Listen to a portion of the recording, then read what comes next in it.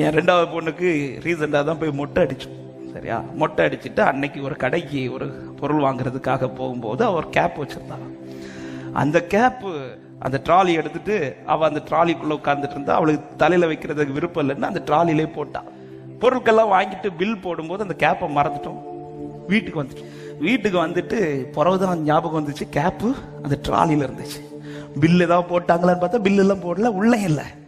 திரும்ப இங்கிருந்து ஒரு 2 பிரதர்ஸ் அந்த கடைக்கு அனுப்பி விட்டு அந்த கேப் கிடைக்குமான்னு அங்கே கடையில் கேட்டால் அவங்களும் தேடி பார்க்குறாங்க, கேப் இல்லை.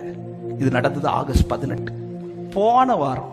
சரி, அதை விட்டுட்டோம். சரி, போனது போட்டு வேற கேப் வாங்கிடலான்னு விட்டோம். போன வாரம் அதே கடைக்கு திரும்ப நாங்கள் ஃபேமிலியாக போகும்போது இந்த கேப் இருக்க செஷன்ல சும்மா அந்த வழியா போறோம்.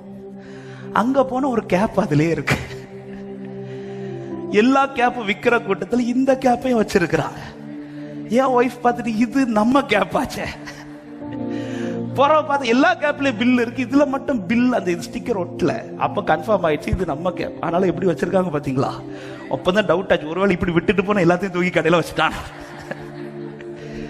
இருந்தாலும் அந்த கேப்பை வச்சுட்டு நான் சொல்றேன், எடுத்து போடு நம்ம கேப் தானே. இருந்தாலும் எங்களுக்கு மனசு வரல. உடனே அந்த கடைக்காரங்களை கூப்பிட்டு இப்படி ஒரு 3 வாரத்துக்கு முன்னாடி இப்படி ஒரு கேப் மிஸ் ஆச்சு, அது இந்த கேப் தானா கேட்டு சொல்லுங்க, நாங்க எடுத்துட்டு போறோம்.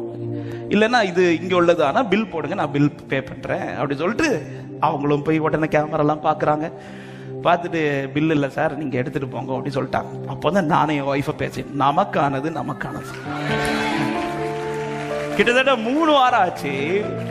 அந்த ஒரு கேப் தான் அதுல டிஃபரெண்டா இருக்கு. இன்னும் சொல்ல போனா நல்லா இருக்கு. அந்த கேப்பை யாரும் வாங்கல. சரி, மிஸ் ஆச்சுன்னு மிஸ் ஆன கூட்டத்துல வச்சாங்கன்னா ஓகே, நமக்கானது போய் எடுத்துக்கலாம். இது விக்கிற கூட்டத்துல தான் வச்சிருக்கிறாங்க. ஆனா சபை, உனக்கானது உன் கையில தான் வரும். உன்னுடையது நஷ்டப்பட்டு போக கத்தர் விட மாட்டா. உங்களுடைய நஷ்டப்பட்டு போக கத்தர் விட மாட்டா. நம்முடையது நம்ம கையில வரும். ஹல்லேலூயா, ஆமென். இது அது ஒரு பெரிய ஒரு லெசன் எங்களுக்கு கற்றுக் கொடுத்துச்சு. நமக்கான நன்மையை இன்னொருத்தங்களை கை வைக்க கத்தர் விட மாட்டான்.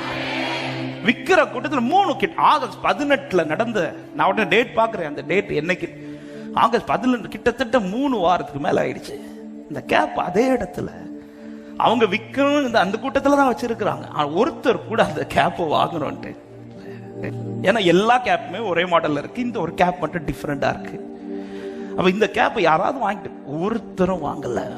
கத்தர் கை வைக்க விட மாட்டார்.